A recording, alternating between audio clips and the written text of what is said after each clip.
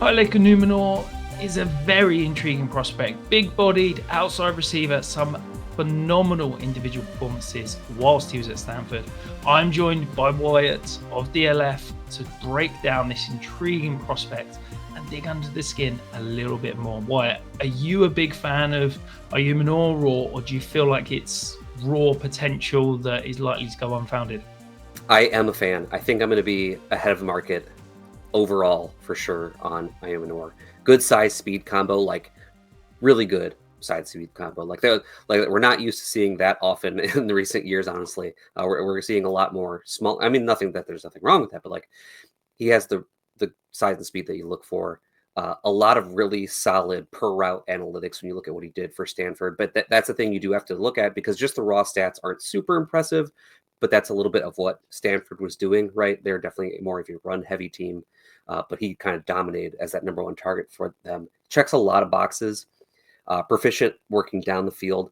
He does have he needs to work on the nuances of playing the position a little bit, like just a little bit unrefined in a lot of places, right? But I think that's something that can get tightened up when he gets to the NFL and can be a really good prospect for us. Yeah, absolutely. He feels like a player that's maybe you need to be a little bit patient on him. I'm not sure he's going to come in and blow the socks off straight away and kind of put up numbers at the beginning of his rookie year. But maybe as we get towards, back end of rookie year and certainly heading into year two, if he lands in the right situation, if he does round out that game, as you said, there is some incredible raw skills here. And I think he's got some nuance about his route running. It's just inconsistent, I think, which is the frustrating thing. I think, if you talk about high highs, I think his high highs are probably better than any other receiver in this league. I mean, he if you go and put on the Colorado film, he absolutely destroyed Travis Hunter. And, embarrassed him.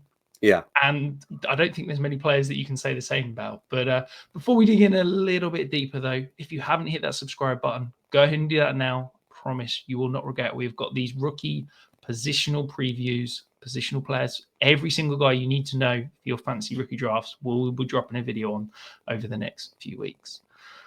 Looking at numbers, I guess, 2 years of production, obviously very impressive sophomore year.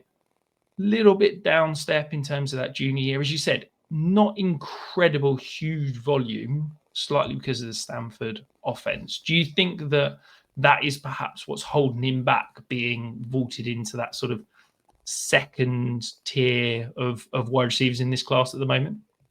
Yeah, I do. And like I said, like on the per route stuff you look at, it's pretty good there. But yeah, these raw numbers are not great. A lot of that has to do with the system. But like as we talked about too, he does have some refining to do, and which is why he's kind of out that tier that we'd liked for him to reach eventually. But he is below those other players because of this, unrefined little bitness to his profile, the way he plays the game that he needs to work on. He could get there. I think he can get there. Like he's an early declare. Like we talked about, he's young. He's 21. He's got room for it. But yeah, that's why I think he is outside of that tier, a couple tiers of players, I would say, actually, because I think like Ted McMillan, Luther Burden, and possibly Travis Hunter are kind of by themselves. Maybe Emeka Ibuka too. But then like there's another little tier, I think, before we get to Ayomanor. Yeah, I think the thing is, I'm really struggling with where to place him, because there is a lot that I like. There are some frustrating things, and I sort of feel like his end goal as such is that prototypical X. I think he can line up anywhere on the field and kind of win outside the numbers.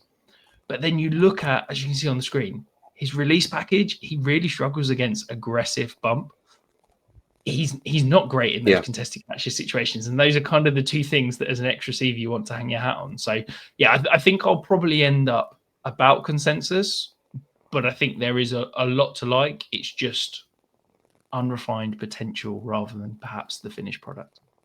Yeah, I think that makes a lot of sense. Like, I don't think he's going to be someone who's going to be a really heavy possession wide receiver. Like, I don't think he's going to be someone we're going to see with 100 catches in a season, because of that, work that he needs to do in those kinds of situations. I do think he is more of a big play down the field wide receiver who's going to be a little bit boom bust in nature, but I think he's good enough to be a good one of those in the NFL.